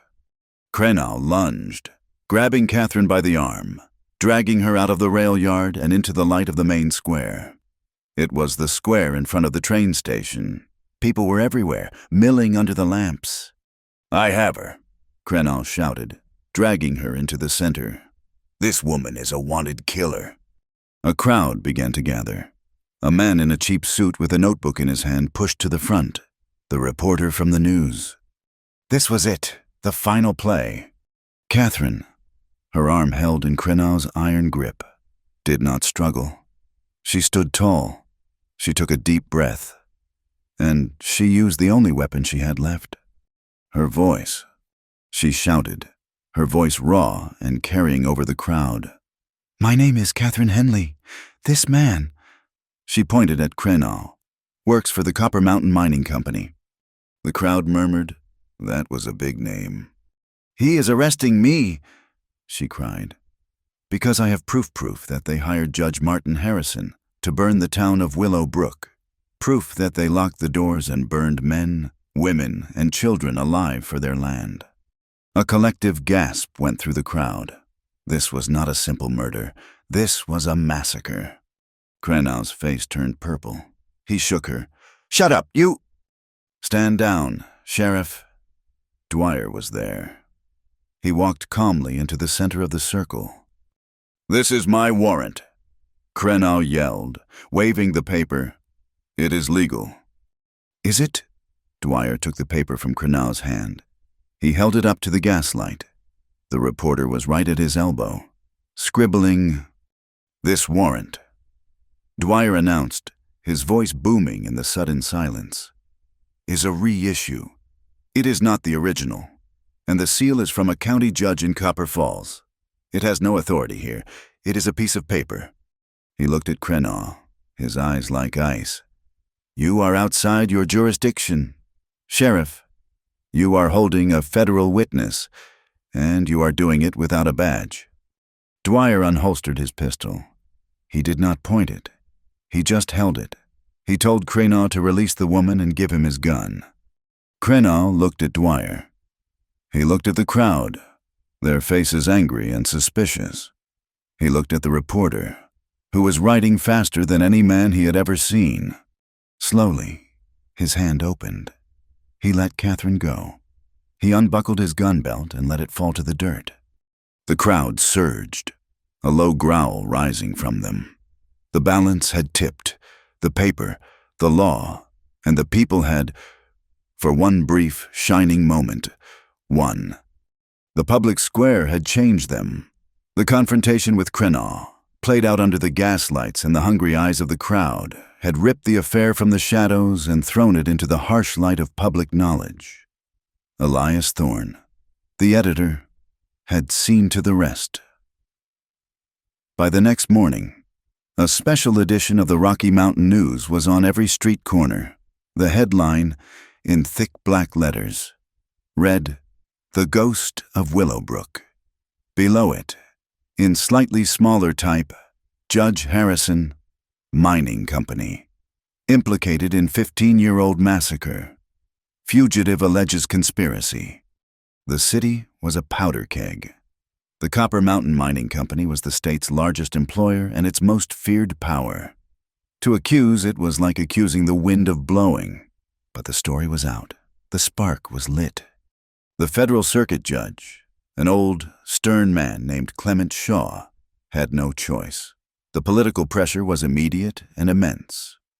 He could not let Catherine be jailed by a suspended sheriff, and he could not ignore the allegations against a dead federal judge.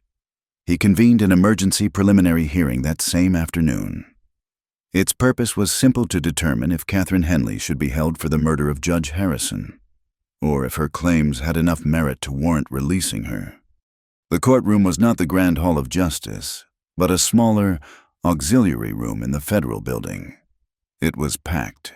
Every bench was full of men in dark suits, miners in their day clothes, women in their Sunday best, and a long, scribbling row of reporters.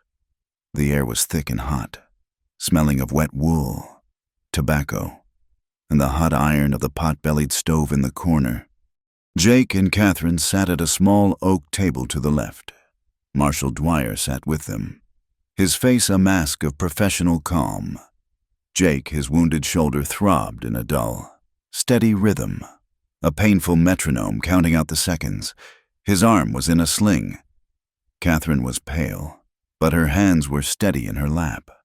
She wore a simple gray dress, loaned to her by the editor's wife. She looked like a churchgoer, not a fugitive. At the table opposite them sat a man Jake had not seen before. He was impeccably dressed in an Eastern suit. His beard was neatly trimmed, and his eyes were cold and intelligent. He introduced himself to the court as Mr. Harding, legal counsel for the Copper Mountain Mining Company. He was not here to defend a dead judge. He was here to protect the company. Beside him, looking small and defeated, sat Bill Krenaw, in civilian clothes, his badge conspicuously absent. Judge Shaw called the hearing to order. He looked over his spectacles at Catherine. He called her to the stand. Catherine walked to the witness box. She took the oath, her voice clear and strong. Harding was on his feet immediately. "Objecting. This was a hearing on a murder charge," he argued, "not a trial of public opinion." He demanded the court restrict her testimony to the events surrounding the death of Judge Harrison. Judge Shaw overruled him. He said the circumstances of the judge's death were inseparable from the witness's alleged motives. He told her to speak, and she did. For 30 minutes, the courtroom was held in absolute silence. She spoke of Willowbrook. She spoke of her father, the bank manager. She spoke of the night of the fire, the smell of smoke, the sound of the locks clicking shut. She told them of her father giving her the ledger, pushing her from the back window, and telling her to run. She told them of Thomas, running toward the fire, shouting her name. She recounted the 15 years of running, the laundries, the logging camps, the cold nights, the constant fear, and she told them of finding the letters, the payment slips, the contracts. She told them how she had hunted Judge Harrison, how she had confronted him in his study in Colorado, how she had begged him to confess. He laughed, Catherine said, her voice dropping, but every person in the room heard her. He told me Willowbrook was just business. He told me my father and my mother were just expenses. He poured himself a drink, and he told me he would have me arrested for extortion. She paused. So, I shot him. I did not kill a judge. I executed a mass murderer. I did what the law refused to do for 15 years. A gasp went through the room. Harding was smiling. A thin, satisfied smile. It was a confession, and I would do it again. Catherine finished. The room was silent. Marshal Dwyer stood. The defense calls Adam Sterling. A small, nervous man with thick spectacles and ink-stained fingers was sworn in. He looked terrified, his eyes darting toward Mr. Harding Elias Thorne, the editor, had found him. Dwyer established that Mr.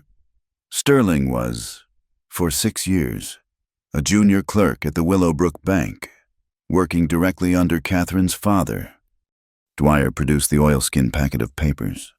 He handed the old, worn ledger to the clerk. Can you identify this? Sterling's hands trembled. He opened it. He nodded, his voice a whisper. It is my ledger, my handwriting, and Mr. Henley's. And can you identify a series of payments? Dwyer asked. Made in the months before the fire, from an account belonging to Judge Martin Harrison. Harding objected. This is irrelevant. It is the very heart of the matter. Dwyer countered. It establishes the motive. Overruled. The judge said, Answer the question, Mr. Sterling. Sterling ran his finger down a page. Yes, sir, here, a payment, and another 10 payments in total, all to a holding company, the Platte River Development Group. And did you, Dwyer asked, ever process payments from that same holding company? Yes, sir, cash withdrawals, every week. They were picked up by a man who called himself Smith, a foreman. The connection was made.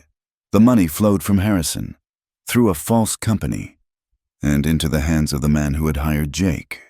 And, Dwyer pressed, who was the owner of the Platte River Development Group. Sterling swallowed. He looked at Harding, then at the judge. The paperwork, he whispered, was signed by the financial controller of the Copper Mountain Mining Company. The room exploded. Harding was shouting. The reporters were scribbling furiously. Judge Shaw pounded his gavel for order. The paper trail was complete. It led from the mine, to the judge, to the men with the torches. Marshal Dwyer, the judge said, his voice grave. You have established a motive, a conspiracy, but this woman has confessed to killing a federal judge. I have one more witness, Your Honor. Dwyer said, Mr. Jake Morrison. Jake's name echoed in the room. He stood. He felt Catherine's eyes on him. He walked to the stand, his wounded arm heavy in its sling. He took the oath. Mr. Morrison, Dwyer began. Where were you on the night of the Willowbrook fire? This was it, the moment of truth he had run from for 15 years. Jake looked at Catherine. Her face was impassive, waiting. He looked at the judge. I was there, Jake said, his voice hoarse. And in what capacity? I was one of the men, Jake said, who carried a torch. Harding, the lawyer, sat back in his chair, a slow, deep smile spreading across his face. He had won. The star witness was a self-confessed arsonist. The crowd murmured, a low, angry sound. "Tell the court what happened." Dwyer said. Jake told his story. He told them about Smith, the gold, the lie. He told them they were promised, sworn, that the buildings were empty, that it was just a message to the railroad. "We were fools," Jake said, his voice thick with a self-hatred that was 15 years old. "We were drifters and cowards, and we wanted the money. We did not ask the right questions." He described the fire. He described seeing Thomas, his brother, running toward the bank. He described the other men, Smith's men, shooting at the windows to keep people inside. "I saw what it was," Jake said, his voice breaking. He did not look at anyone. He stared at his own hands, resting on the wooden rail of the witness box. "It was not a fire. It was a slaughter. And I ran. I dropped my torch, and I got on my horse, and I ran. I have been running ever since." He looked up, meeting the judge's hard gaze. "I am a coward, sir. I am a man who failed his brother, but I am not a murderer. I was deceived, and the man who deceived me was Judge Harrison, on behalf of the men who paid him." He finished.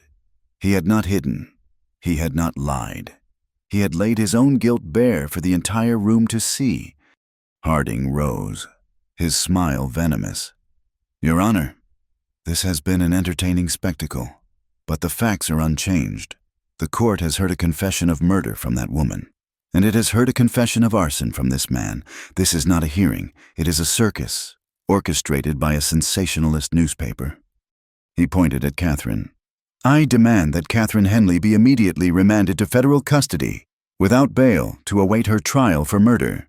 She is a danger to the community." He pointed at Jake. "And I demand this man be arrested for his confessed crimes." He was trying to turn the tables, to use their own confessions against them. He was reasserting the power of the law, his law. Before the judge could speak, Marshal Dwyer stepped forward. "Your Honor," Dwyer said, his voice calm and steady. "Mr. Harding is correct about one thing. This is a matter of law, and the evidence must be protected.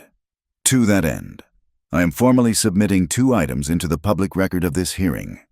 He held up a piece of paper. First, the official, sealed receipt for the original papers, letters, and ledgers, which are now in a federal vault, under my personal seal. Harding's smile flickered. "And second," Dwyer said, picking up a copy of the Rocky Mountain News from his table, "I am submitting today's newspaper, which contains photographic facsimiles of the most damning letters, including Judge Harrison's signature. The evidence, Your Honor, is already public. It cannot be lost. It cannot be suppressed." The trap was sprung. Harding's face went white. He could not make the evidence disappear. It was already in the hands of every man in Denver. Judge Shaw looked at Harding. He looked at Dwyer. He looked at Catherine and at Jake. He took off his spectacles and polished them. "Mr. Harding," the judge said, his voice like dry ice. "You are here representing a company that has just been credibly, in open court, linked to conspiracy and mass murder. I suggest you sit down." Harding sat. Judge Shaw put his spectacles back on. He delivered his ruling. "This is a preliminary hearing. It is not a trial. I am not here to determine the guilt or innocence of Miss Henley regarding the death of Judge Harrison. I am here to determine if she is a flight risk, or if there are, as she claims, extraordinary circumstances." He paused. "I find those extraordinary circumstances to be overwhelming. Therefore," he ruled, "I am ordering Catherine Henley released on her own recognizance, under the direct protection of the Federal Marshal's Office. She is not a prisoner. She is a material witness in a much larger investigation." He turned his gaze on Harding. "I am also issuing a federal warrant for the immediate and full investigation of the financial records of the Copper Mountain Mining Company." The room was holding its breath. "Finally," the judge concluded, "in light of the testimony given here, and the events in the public square, I am formally suspending Sheriff Bill Crinall from all duties, pending a federal investigation into his complicity in this conspiracy." The gavel cracked. It was over. The room erupted. Men were standing on benches, cheering. The reporters were running for the door. Elias Thorne was pumping Marshal Dwyer's hand. Harding and Crinall were gone, vanishing like smoke. Dwyer grabbed Jake and Catherine. "This way, before the crowd." He hustled them out a side door, into a quiet, wood-paneled hallway. He closed the heavy oak door behind them, and the sound of the cheering courtroom was instantly muffled. A distant, happy roar. They were alone. They stood in the sudden, warm silence of the hall. The adrenaline of the past 4 days, of the storm, the chase, the hearing it all drained away at once, leaving them both weak, trembling. They just looked at each other. They had done it. They had walked into the fire and come out the other side. The truth, buried for 15 years under snow and guilt, was finally free. Jake saw the tears welling in her eyes, the tears she had not shed on the stand. His own guilt, now confessed, felt like a stone removed from his gut. She stepped toward him. She did not say thank you. She did not say anything. She just came to him, and she put her scarred hand flat on his chest, over his heart. She looked up at him, her eyes searching his face. "You did not run. Jake," she whispered. "You did not run this time." He covered her hand with his good one, his calloused fingers lacing with hers. He leaned his head down, and she rose on her toes to meet him. The kiss was nothing like the one in the cabin. That one had been desperate, a frantic grab for life in the face of death. This one was slow. It was trembling. It was short, and it tasted of salt from her tears. It was a reward. It was a promise. It was the first moment of peace either of them had known in 15 years. They broke apart, but they did not let go. They just held on, anchored to each other. They both knew the legal war was just beginning. Harding was not the company. He was just a lawyer. The company was a beast with 1,000 arms. And it would fight. There would be trials. There would be appeals. It would be long. And it would be ugly. But it did not matter. The first and most important, battle was over. The truth was out. As they stood there in the quiet hallway, a sound filtered through the tall windows from the street below. It was the deep, sonorous chime of the city church, striking the hour. And beneath that, another sound, high and bright, carried on the cold afternoon air. It was the sound of children, released from the schoolhouse across the square, their voices raised in a chorus of games, their laughter echoing off the brick. It was the sound of a normal world, the sound of life, indifferent to their struggle, but waiting for them. It was the sound of a community, coming back to reclaim the silence that justice had left behind. The courtroom victory was not an ending. It was an amputation. The corrupt limb had been severed, and the city of Denver, the entire territory, was left to bleed and heal. The Rocky Mountain News did not let the story go. Elias Thorne, having been proven right, became a crusader. The front page of his newspaper, every day for a week, was a hammer striking the same iron. He printed facsimiles of the ledgers. He ran interviews with Adam Sterling, the bank clerk, who, now under federal protection, remembered more and more.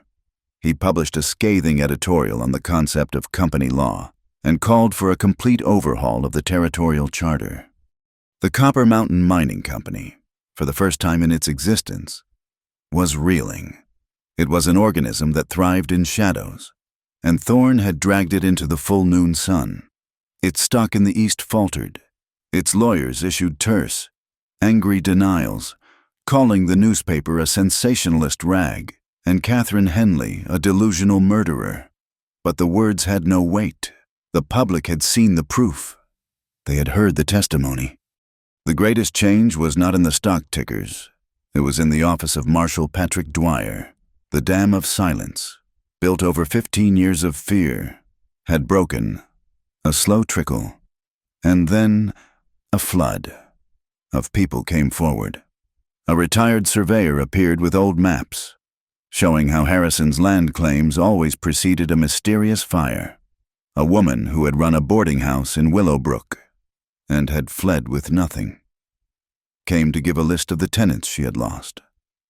A freight driver testified that his cargo had been deliberately sabotaged on the road to Willowbrook weeks before the fire to isolate the town.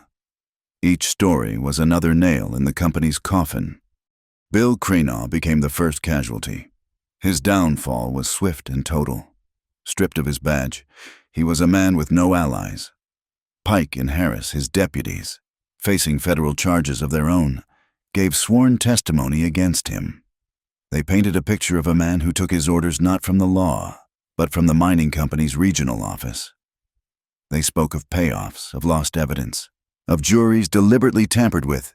Crenaw, the symbol of the law for hire, was indicted by a federal grand jury on charges of conspiracy to obstruct justice, witness tampering, and accessory to murder. He sat in a cell in the same federal building he had tried to storm, a broken, bitter man, the first pillar of the corrupt structure to crumble.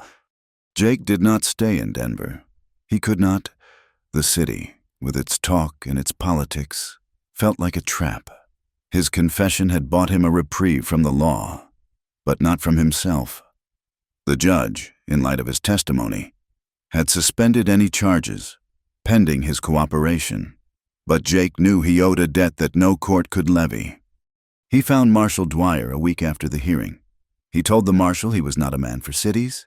He said he was a man who built things, and he was a man who had burned things. He needed to build. A fund had been started, seeded by money from the city council and donations from a public horrified by the Willowbrook story. It was called the Willowbrook Survivors and Memorial Fund. Its first act was to be the construction of a small community house, a place for the new network of survivors to meet, to coordinate, and to find shelter. Jake went to work. He was given a wage, which he promptly signed over to the fund. He did not want their money. He wanted the labor. He was the first man on the site, a patch of land near the new rail spur. He was the last to leave. His wound had healed into a long, puckered line, but his good arm was strong. He swung his axe, felling trees, his old, familiar rhythm a comfort. But this time, the wood was not for his own survival. It was not to build a wall against the world. He was squaring logs for a foundation. He was shaping rafters for a roof that would shelter others. Men joined him. Some were carpenters paid by the fund. Others were volunteers. Men who had read the newspaper and felt a sudden, sharp need to do something decent. They saw the quiet, bearded man who worked twice as hard as any of them. They did not know his story. They only knew he was a good man with an axe. Jake did not talk. He just worked. Each swing of the hammer was a word. Each neatly sawn plank was a sentence. It was his penance. It was his way of speaking, the only way he knew. He was rebuilding, piece by piece, the world he had helped turn to ash. While Jake built, Catherine spoke. She was no longer a fugitive. She was a symbol. She was the ghost of Willowbrook, given flesh and a voice. At first, she was hesitant, her words quiet, spoken to small groups in church basements and meeting halls. But her power was not in her volume. It was in her memory. The lawyers and the politicians spoke of conspiracies and corporations. Catherine spoke of people. She would stand in the gaslight, a plain, dark figure, and she would simply name the dead. She would tell the room about Mr. and Mrs. Stewart, who had run the dry goods store, and how they had given her a piece of candy on her 10th birthday. She would name Eliasson, the baker, who was saving to bring his family over from Sweden. She would name the children. She would speak of her mother, Elizabeth, who planted roses, and her father, George, who believed in the law. And she would speak of Thomas. She told them of his laugh. She told them of his boundless, reckless optimism. She told them he had died running into a fire to save her. She was not an accuser. She was a witness. She was taking the anonymous list of victims and turning them back into human beings. She was giving them back the names the fire had tried to erase. With every name she spoke, she was unburying them, one by T. The legal battles dragged on. The company's lawyers were brilliant and ruthless. They filed motions, they appealed. They tried to drown the case in paper, but the truth was out, and the public was watching. In the spring, when the snows melted and the first green returned to the plains, Jake and Catherine made a choice. They would not return to Wyoming. That life of isolation was over. They would not stay in Denver, a city that would always see them as symbols. They used the small amount of money Catherine had inherited, money that had been locked in a Denver bank for 15 years, to buy a small parcel of land. It was 20 miles south of the city, along a small, clear creek. It was a good piece of land, with rich bottom soil and a high pasture. The day they signed the papers, they walked the property line. When they reached the creek, Jake stopped. He knelt by the bank, in the new, soft mud. With his knife, he cut a thin, straight branch from one of the young willow trees growing by the water. He took his time, his hands moving with practiced care. He split the branch and began to weave it. A simple, perfect circle. He did not say anything. Catherine watched him, her heart too full to speak. He finished. He stood up. He held the simple, green, living ring in his calloused palm. It was not a question. It was a statement. She put her hand out. He slid the willow ring onto her finger. They did not need a preacher. They did not need a crowd. They had made their vows in a blizzard, in a courtroom, in 1,000 shared glances of fear and trust. This was just the seal. He took her hand, the one with the ring, and held it. She leaned her head against his good shoulder, the one that was not scarred. They stood by the water, listening to it run. It was the first breath either of them had taken that was not braced for a blow. It was the promise of a shared roof and a door that locked against the night, not against the law. They began building their house the next day. It was small, just 2 rooms, built of pine logs he felled and squared himself. It was hard work, but it was a different kind of labor. It was not penance. It was a future. They were not alone for long. The community they had helped to awaken found them. One day, a farmer from the next property over appeared in his wagon. He left a 50-pound sack of flour and a box of iron nails on their porch, and he left without a word. A week later, a woman from a nearby church brought them a crate with 3 laying hens and a nervous rooster. The community was mending itself. The small, quiet acts of kindness were stitching the social fabric that the company's greed had torn. The ripple of their actions spread. In Denver, Marshal Patrick Dwyer used the Willowbrook case as the new foundation for his training. He brought in 2 new deputies, young, smart men, and he sat them in his office. He told them that a badge was not a license to get paid. It was a contract. He told them their duty was to the public, to the people with no voice, not to the man with the loudest, richest one. He was building his own new structure, one of law and duty, to replace the one Krenau had represented. The long fight finally came to a close. It was not a total victory. The Copper Mountain Mining Company was too vast, too powerful, to be truly killed, but it was wounded. Harding, the lawyer, was disbarred. Arthur Cole, the financial controller who had signed the new death warrant, was convicted of conspiracy and sent to a federal prison. Other officials, the smaller cogs in the machine, were either jailed or ruined. A federal court ordered the company to establish a permanent compensation fund. It was not enough. It could never be enough. But it was something. The final act was a simple one. In the main square in Denver, near the courthouse, the city erected a simple granite obelisk. It was a memorial, and on it, carved deep into the stone, was the name Willowbrook. Below it, in neat, clean columns, were the names of every man, woman, and child who had died in the fire, the names Catherine had spoken. The names she had carried out of the smoke were now set in stone, a permanent, undeniable part of the public record, for all time. 7 summers had passed. The house that Jake had built with his own hands stood solid, the pine logs silvered by the weather. The willows they had planted by the creek were no longer saplings, but tall, graceful trees that whispered in the afternoon breeze. Catherine Henley Morrison stood on the wooden porch, her hands resting on the rail. She was no longer the hunted, hollow-eyed woman who had burst into Jake's life. The years had softened the sharp edges of her face, and her hands, though still marked by old scars, were steady. She was watching her son, a sturdy 5-year-old boy named Samuel, as he tried to corner one of the chickens near the barn.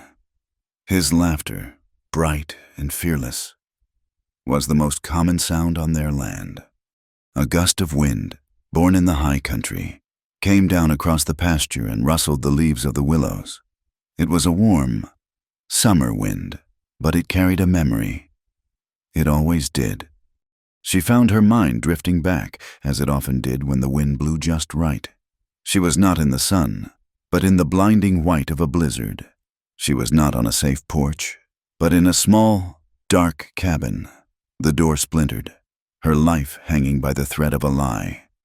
She heard Jake's voice, rough with the cold, muttering to the frozen stranger he had dragged in from the storm.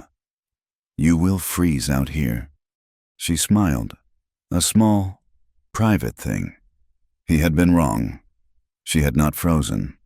That night, in that cabin, she had finally begun to thaw, the ice that had encased her for 15 years. The cold resolve of hatred and vengeance had begun to crack. That night, when the door was broken open, had not been an ending. It had been the true, painful, and necessary beginning of her life. The break in the path had become the path itself. Jake was down by the creek, mending a section of fence. She watched him work. He moved with the same steady, economical grace he had always possessed. The years had put more gray in his hair and beard, and the lines around his eyes were deeper, but his back was straight. He was a good man, a quiet man, a man who mended things. She knew, with a deep, unspoken understanding of their shared life, that he had not forgotten Willowbrook. The guilt was not gone. He had not been absolved. He had simply learned to carry it. He did not live in its shadow. He lived with it, side by side. The memory of the fire was no longer a ghost that haunted him. It was a part of his foundation. It was the reason he was the first to help a neighbor whose barn had burned. The reason he spoke so little and did so much. The reason his hand was always steady. Whether he was building a wall or holding his son, he lived his penance, every day, in small, decent acts. He was a man who knew the cost of doing wrong, and so he spent the rest of his life doing right.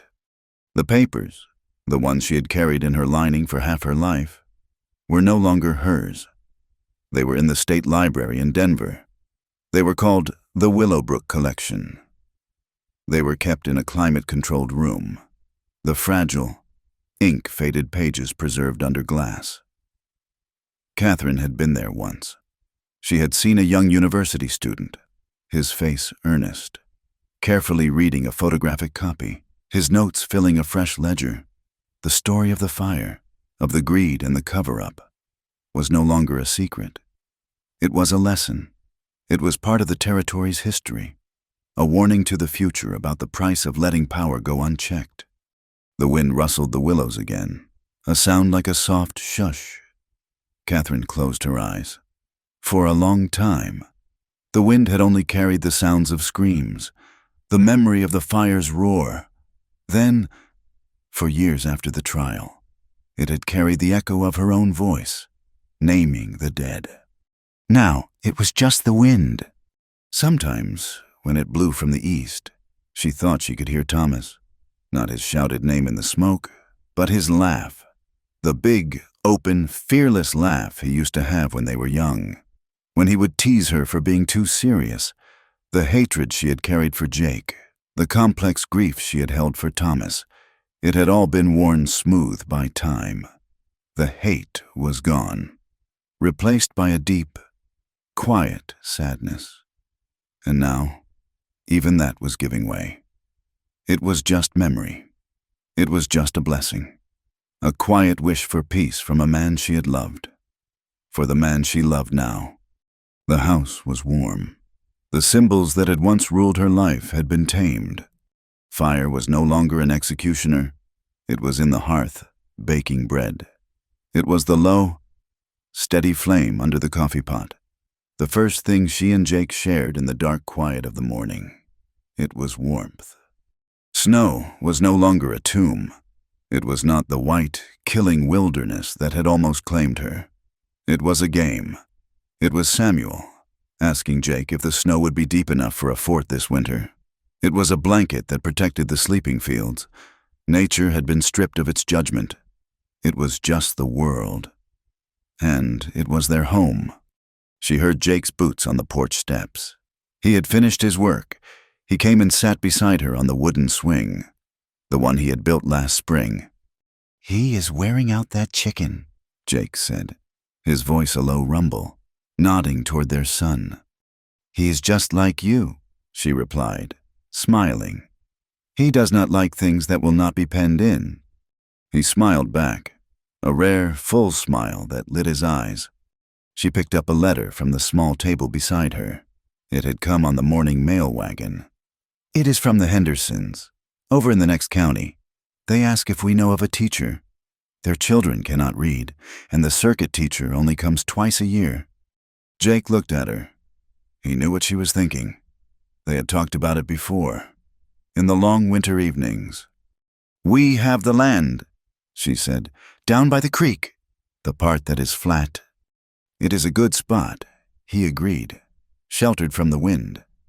"I could teach them to read," she said, "the Henderson children, and the Miller boys, and ours." "Reading is a start," Jake said. He leaned forward, his forearms on his knees. "But they need more. They need to know how to read a contract. They need to know what their rights are. They need to know what to do when a man in a suit tells them a lie." She looked at him, her heart full. He would always be the man who built things. "We will call it the Willow School," she said. The sun was beginning to dip behind the mountains, painting the sky in deep, impossible colors of orange and purple. The day's heat was fading, and a cool, pleasant air was settling over the valley. It was the quietest time of day, the time between the work and the rest. Jake leaned back, the swing groaning softly. He put his good arm around her, the one that was not scarred, and pulled her close. Catherine leaned her head against his shoulder. She fit there. She had always fit there.